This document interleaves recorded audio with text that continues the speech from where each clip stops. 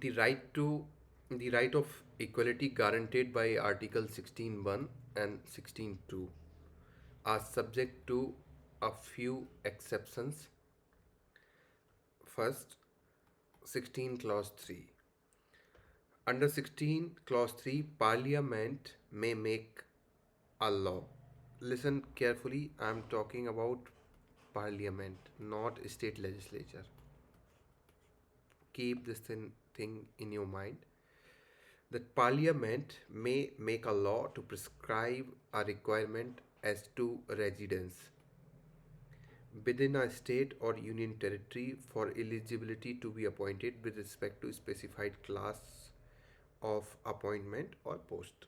Again, I'll tell you that 16 clause 3 gives the power to Parliament that Parliament can describe or prescribe residence parliament can say कि residence एक requirement होनी चाहिए with regard to some specified classes और appointment और post.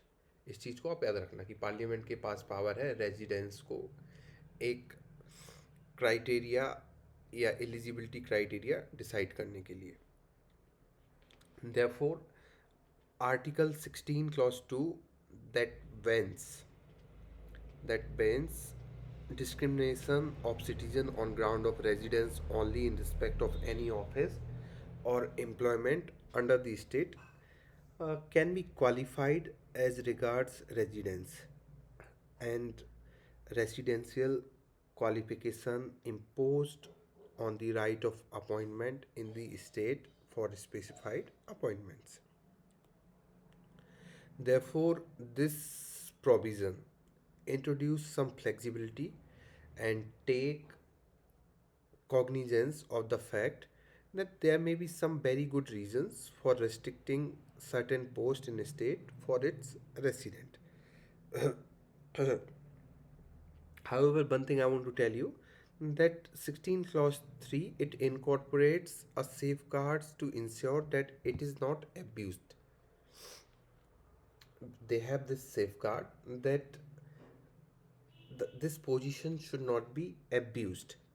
Therefore, the power has been given to Parliament, not state legislatures, to relax the principle of non discrimination on the ground of residence, so that only a minimum relaxation is made in this regard.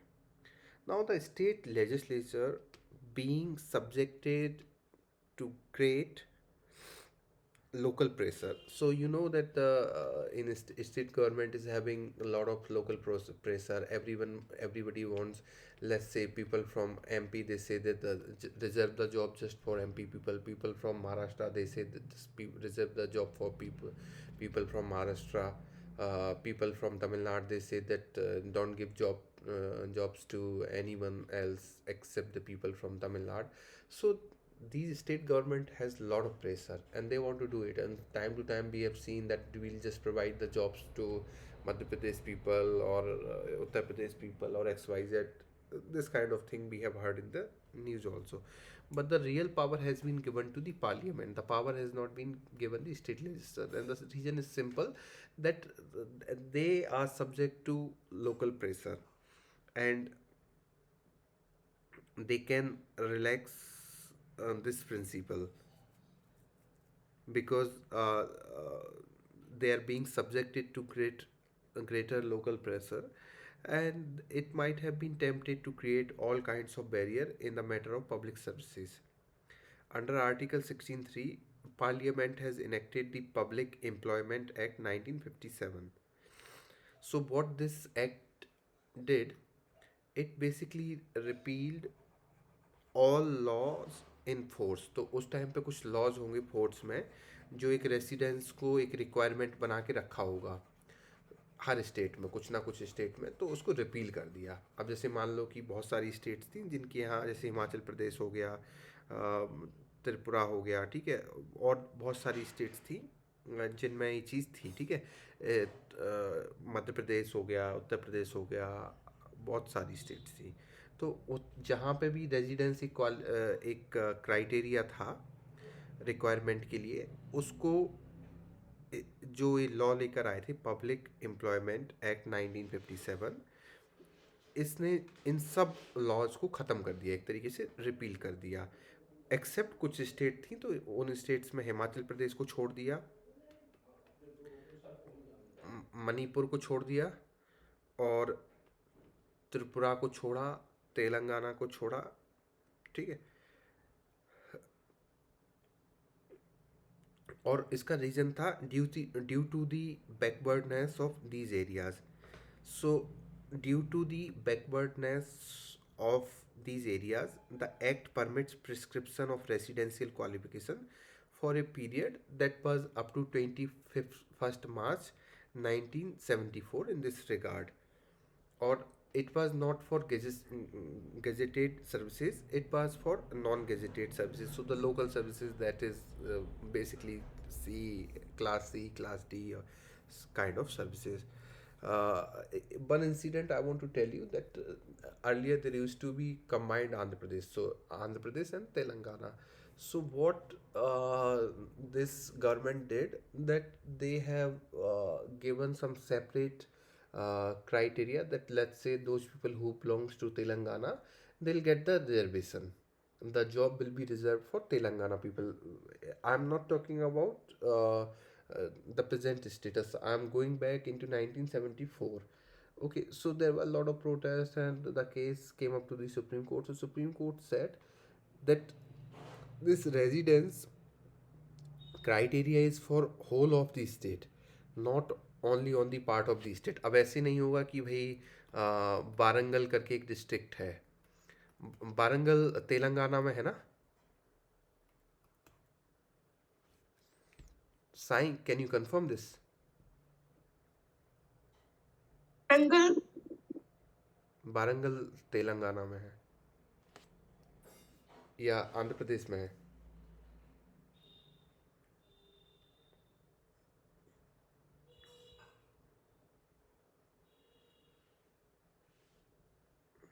Telangana में है, ठीक है। तो वारंगल तेलंगाना में है, तो ऐसा नहीं होगा कि सिर्फ इस टाइप का रिजर्वेशन आ जाए कि जो लोग वारंगल से बिलोंग करते हैं वो ही इस पोस्ट के लिए एलिजिबल है। ऐसा नहीं होगा, ये चीज़ अलाउड नहीं है। अलाउड क्या हो सकती है कि जो आंध्र प्रदेश से बिलोंग करता है और उसमें तेलंगाना को भी इंक्लूड कर लिया, पुराना वाला जो था, वही लोग, पूरी स्टेट एक रेजिडेंस क्राइटेरिया हो सकता है, लेकिन एक डिस्ट्रिक्ट को या एक तालुक को आप क्राइटेरिया नहीं बना सकते हो। तो ये चीज़ सुप्रीम कोर्ट ने डिनाई कर दी। तो अब आपको इतना समझ में आ गया होगा कि क्या चीज़ हो सकती है, क्या नहीं हो सकती है।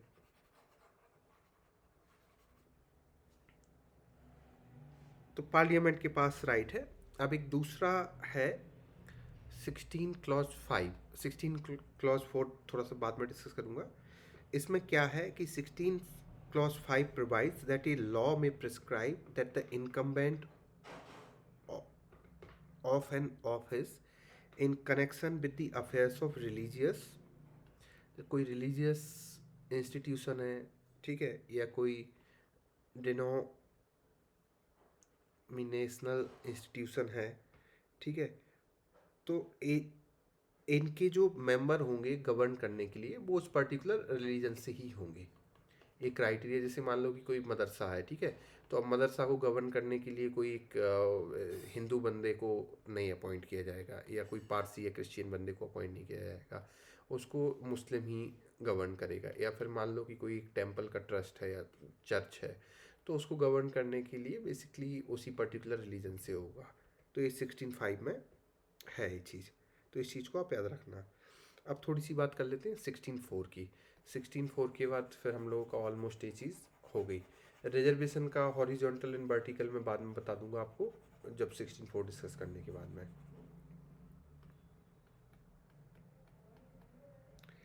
16(4) क्या कहता है? 16(4) कहता है कि द स्टेट में मेक रिजर्वेशन ऑफ अपॉइंटमेंट और post in favour of any backward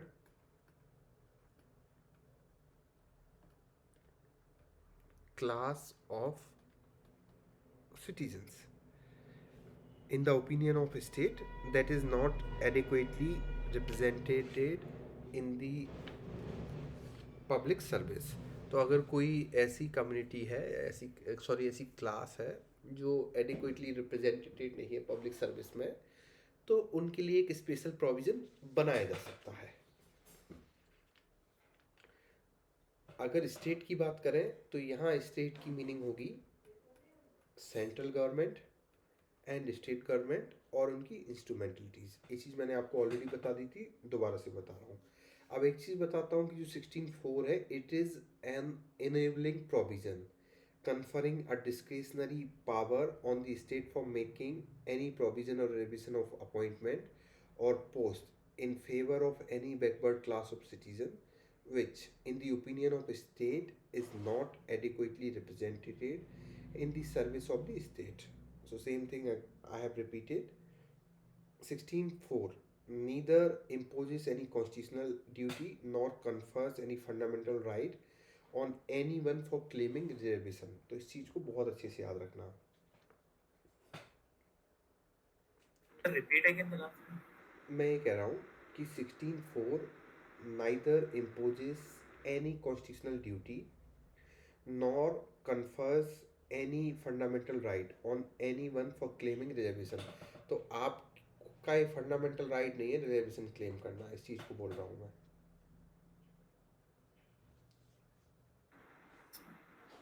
समझ आ गया? दूसरा, ये स्टेट अपने मेथड देखेगी कि किसको कितना रिजर्वेशन देना है। ये स्टेट के ऊपर है, स्टेट को डिसाइड करना है कि स्टेट के अपने मेथड्स होंगे और डिसाइड करना है। दूसरी चीज़, एक चीज़ और समझो आपकी, reservation does not rule out merits. तो मेरिट्स का भी हमेशा ख्याल रखना पड़ेगा। ऐसा नहीं है कि रिजर्वेशन के चक्कर में मेरिट का नुकसान, मेरिट खराब कर दी जाए। तो मेरिट भी, there will always be a merit. ठीक है।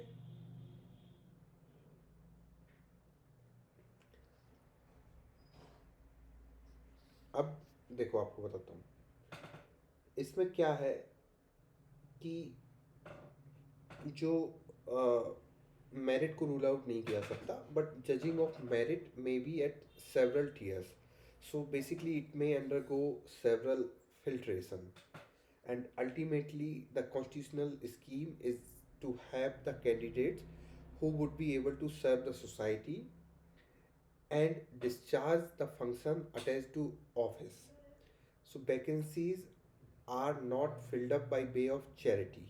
Remember this thing. Emphasis has all along been made times without numbers to select candidates or students based upon their merits in each category. So category में भी merits, हम लोगों को पता है कि मेरिट्स होती है। द डिसएडवांटेज ग्रुप और the socially backward people may not be able to compete with the open category people, but that would not mean that they would not be able to pass the basic minimum criteria laid down therefore। तो अब जैसे मान लो कि एक सी set का criteria है 33% का, तो अभी एक जो चीज़ मैं बोल रहा हूँ वही चीज़ आपको फिर से एग्जाम्पल के साथ समझा रहा हूँ कि सी सेट का क्राइटेरिया है कि एक बेसिक मिनिमम क्राइटेरिया है 33% का। तो अब आप, ठीक है, मान लिया कि आप जो है जैसे कैटेगरी SC ST या OBC कैटेगरीज वाले हैं, एज्यूम किया जाता है वो कि जनरल ओपन कैटेगरी के साथ compete करने के लिए वो उस पोजीशन में नहीं है because of certain historical reasons and certain other reasons, जो भी उनकी डिसएडवांटेजेस हैं। बट ऐसा भी नहीं है कि जो एक मिनिमम बेसिक क्राइटेरिया डिसाइड कर दिया है उसमें भी वो रिलैक्सेशन मांगे या उनको रिलैक्सेशन दिया जाए। तो एक बेसिक एटलीस्ट उनको पास करना पड़ेगा। तो जैसे सी सेट का है, तो सी सेट सबके लिए यूनिफॉर्म कर दिया कि भाई सबको 33% लाना है। डजेंट मैटर कि आप कौन सी कैटेगरी से हो, कौन सी क्लास से हो, 33% मीन्स 33%। अगर आप 33% नहीं ला रहे हो तो फिर कोई मतलब नहीं है आपका। तो एक आप बेसिक मिनिमम एलिजिबिलिटी टेस्ट आपको पास करना पड़ेगा। ठीक है। One of the test to be applied when a statutory provision for reservation is challenged is whether the width of the power has given rise to excessive reservation, and that is to whether this wide extent would make an inroad into the principle of equality under Article 16(1), and it is for the state it is for, क्योंकि बहुत सारा हो गया कि हर किसी को reservation चाहिए, सो इसीलिए it is for the state concern to show in each case the extent of existence of compelling reason. वहाँ रीजन्स होने चाहिए अगर आप किसी को रिजर्वेशन प्रोवाइड कराने के लिए जा रहे हो, नेमली बैकवर्डनेस। दूसरा एक हो गया कि आपको ये शो करना पड़ेगा कि ये लोग बैकवर्ड हैं। दू, दूसरा आपको बताना पड़ेगा कि इनकी रिप्रेजेंटेशन की इनएडिक्वेसी है, एंड ओवरऑल एडमिनिस्ट्रेटिव एफिशिएंसी सफ़र नहीं करेगी अगर आप रिजर्वेशन के प्रोविज़न को लेके आते हो। तो ये सब चीज़ें दिखानी पड़ती हैं। दूसरा क्या है कि आपको एक क्वांटिफाइबल डेटा कलेक्ट करना पड़ेगा इस शो करने के लिए कि एक पर्टिकुलर क्लास बैकवर्ड क्लास है। ठीक है।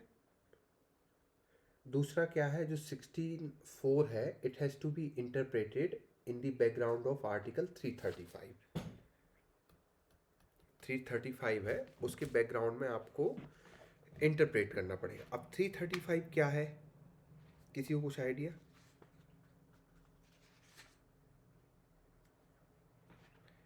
देखो, 335 talks about the claims of schedule caste and schedule tribe to services and post. मैं इसको आपके लिए पढ़ के सुना देता हूँ। It says the claims of the member of schedule caste and schedule tribe shall be taken into consideration consistency with the maintenance of efficiency of administration. तो इस चीज़ को याद रखना कि उनके क्लेम को लिया जाएगा लेकिन एडमिनिस्ट्रेशन की कंसिस्टेंसी रहनी चाहिए in making of appointments to services and post in connection with the affairs of union or of a state. It is provided that nothing in this article shall prevent in making of any provision in favor of members of the scheduled caste and scheduled tribe for relaxing in qualifying marks in any examination or lowering the standard of evaluation for reservation in matter of promotion to any class or classes of services or post in connection with the affairs of union or of a state। ठीक है, तो ये 335 कहता है। अब थोड़ा हम इस साल का क्वेश्चन देख लेते हैं, क्या क्वेश्चन आया था। यूपीएससी ने एक क्वेश्चन पूछा था, वो इसी के ऊपर था। तो एक मिनट आप मुझे दो, मैं सर्च करता हूँ।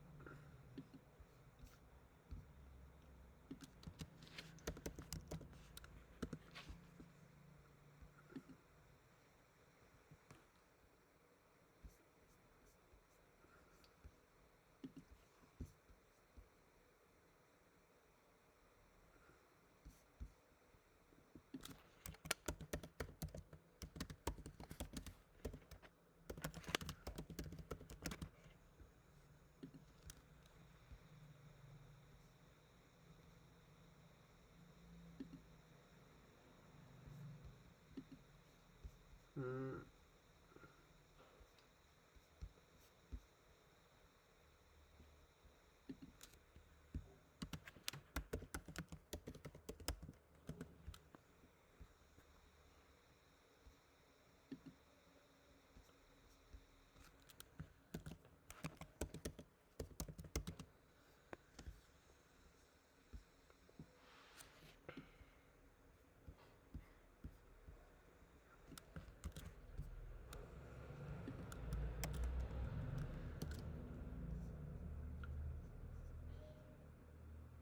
चलो इस क्वेश्चन को देखते हैं। आपको ये क्वेश्चन विजिबल है?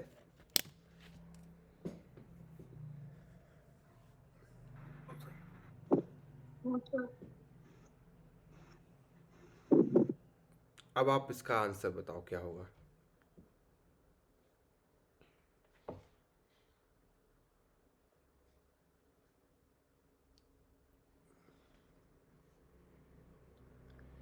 जस्ट मैंने आपको सर कुछ क्या है? सर ये स्क्रीन नहीं दिख रही है। अच्छा, स्क्रीन नहीं दिख रही, एक मिनट रुको आप।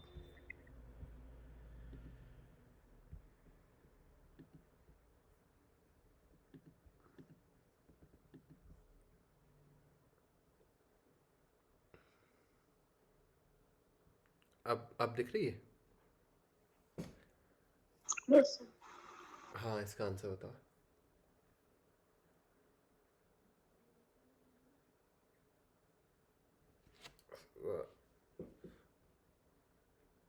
सबको आंसर बताना है। Ratnapriya, Kunal and Sai and then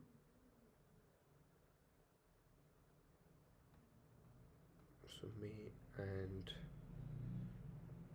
who else is there? Soumya, Sangeeta, Samrat.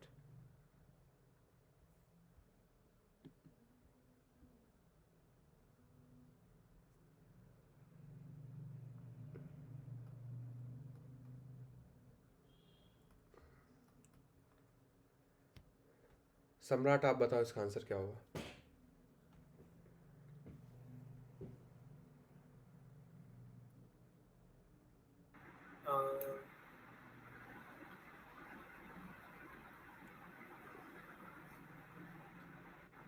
Sir एक सीन पढ़ने की।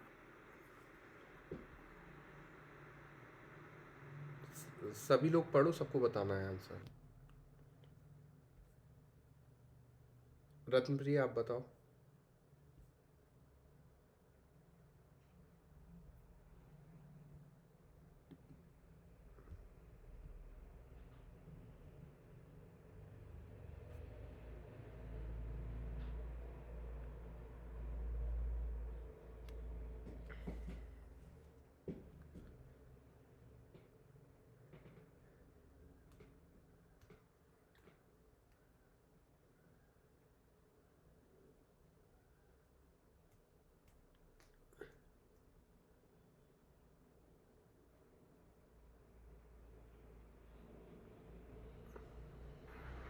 सर हाँ, according to me, first one is correct, but there is some confusion because he did not explain if there is any definition. So I'm guessing, sir, it's option 3. you're saying 3. Samrat is 3. Sumi?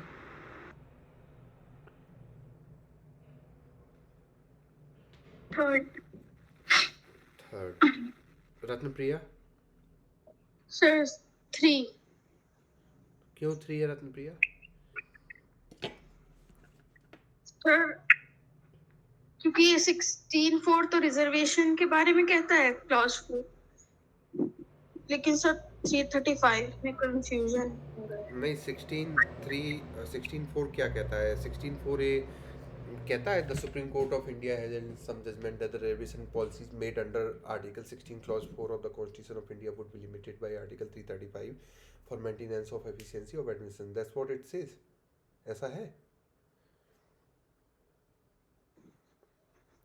Sir yes sir 16(4) कहाँ पढ़ा ऐसे आपने? ही। ये कहाँ पढ़ा आपने?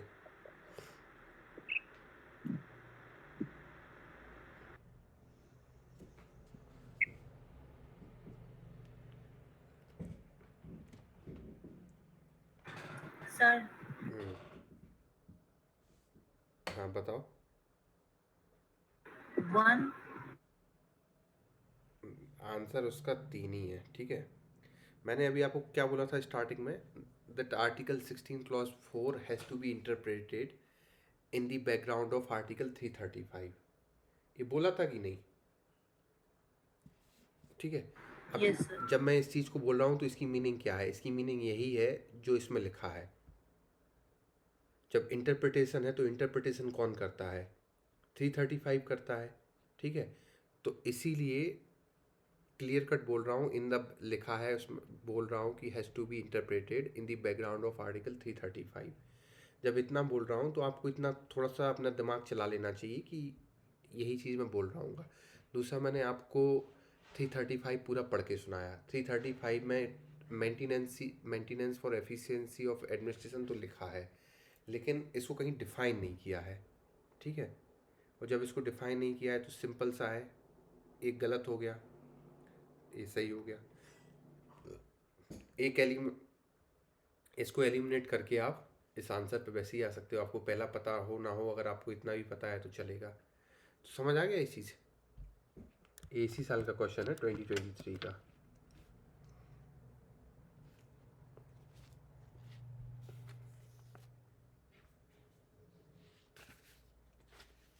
ठीक है, तो ये 16.4 में जितना जो मुझे बताना था वो बता दिया। बस मैं 2 चीज़ें और बताऊंगा आपको, इसके बाद फिर हम इसको यहीं बाइंड अप कर देंगे।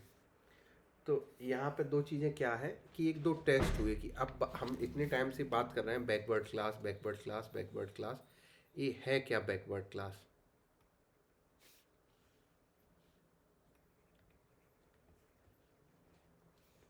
बेसिकली तो इसके लिए 2 टेस्ट कर रखे उन्होंने। पहला टेस्ट था that they should be comparable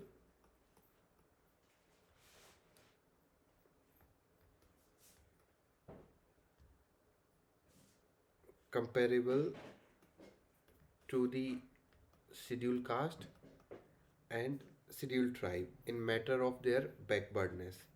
तो शेड्यूल कास्ट और शेड्यूल ट्राइब से उनका कंपैरिजन होना चाहिए इन टर्म्स ऑफ बैकवर्ड, कि उनके जैसे जितने बैकवर्ड हैं कि नहीं उन्हीं की टाइप के हैं, थोड़ा बहुत ऊपर नीचे चलेगा। इसके बाद दूसरी चीज़ है they should satisfy the means test. Means test का मतलब इकोनॉमिक क्राइटेरिया, इकोनॉमिक बैकवर्डनेस, की उनकी एक इकोनॉमिक बैकवर्डनेस होनी चाहिए and it will be laid down by the state government in the context of prevailing economic condition. तो ये चीज़ें थी। तीसरी बात सुनना कि caste can not be the sole detriment of backwardness, but it is not an irrelevant test either and can be taken into account along with certain other factors। तो cast एक इंडिपेंडेंट फैक्टर नहीं होगा, but इसको consideration में लिया जा सकता है, इस चीज़ को याद रखना। दूसरा बता दिया है कि जैसे पॉवर्टी है, तो पॉवर्टी एक रेलेवेंट फैक्टर है। अगर मान लो कि कोई कम्युनिटी से 80% लोग पॉवर्टी में हैं, तो फिर उन लोगों को तो देना पड़ेगा ना आपको रिजर्वेशन, उनके लिए तो आपको प्रोविज़न बनाने पड़ेंगे, ठीक है। तो ये चीज़ थी। बाकी मैं आपको नोट्स दूंगा, तो आप नोट्स में से थोड़ा सा और डिटेल्स है तो उनको आप पढ़ लेना इसमें, ठीक है। तो यहाँ पे हमारा ख़त्म हो गया 16। अब दूसरी बात, मैं एक थोड़ा सा कल डिस्कशन हो रहा था वो टाइप ऑफ रिजर्वेशन का, हॉरिजॉन्टल और ये सब चीज़ें, तो मैं बता देता हूँ। वर्टिकल रिजर्वेशन बस ज़्यादा आपको जानने की ज़रूरत नहीं है, बहुत ज़्यादा डिटेल में जानने की ज़रूरत नहीं है। जो वर्टिकल होता है वो हो गया जैसे एससीज को जो रिजर्वेशन है, एसटीज को रिजर्वेशन है, ओबीसीज को रिजर्वेशन है, ठीक है। और जो हॉरिजॉन्टल को होता है, जैसे मान लो विमेन को रिजर्वेशन दे दिया, वेटरन्स को रिजर्वेशन दे दिया, पीपल विद डिसेबिलिटीज़ हैं तो उनको दे दिया। तो अब ये मान लो कि ये वुमेन एससी कम्युनिटी से होंगी तो इसी में इनको एक वुमेन्स को रिजर्वेशन दे दिया, एसटी कम्युनिटीज से होंगी तो इनको, तो ये हो गया एक अलग अलग कैटेगरी। ये सब कैटेगरी एक अलग है, एक ये अलग है, तो एक इनका रिजर्वेशन फिर इसके अंदर दे दिया, ठीक है। तो एक वर्टिकल हो गया, एक हॉरिजॉन्टल हो गया। अब वर्टिकल में क्या होता है, इंपॉर्टेंट चीज़ सुन लो आप, कि वर्टिकल वाले लोग जो है ओपन कैटेगरी में compete कर सकते हैं। जैसे एससी एसटी या ओबीसी हो गया, तो ये ओपन कैटेगरी में मान लो ये compete कर सकते हैं। मान लो कोई बंदा है ओबीसी का बंदा है, ठीक है, और ये जनरल के आसपास मार्क्स लेके आया तो इसको जनरल कंसीडर कर लिया जाएगा, ठीक है। और इसका मतलब ये नहीं हुआ कि इसको अगर जनरल कंसीडर कर लिया गया, तो जैसे मान लो ओबीसी में 100 पोस्ट है और ये बंदा जो है, एक पर्सन है, इसकी जो है फर्स्ट रैंक आ गई, ऑल इंडिया रैंक 1 आ गई, तो इसको फिर जनरल कंसीडर कर लिया जाएगा। तो एक ओबीसी यहाँ जनरल में आ गया और प्लस 100 ओबीसी यहाँ आएंगे। तो ऐसा नहीं हुआ कि अगर 100 पोस्ट ही हैं तो सिर्फ 100 ही ओबीसी लिए जाएंगे।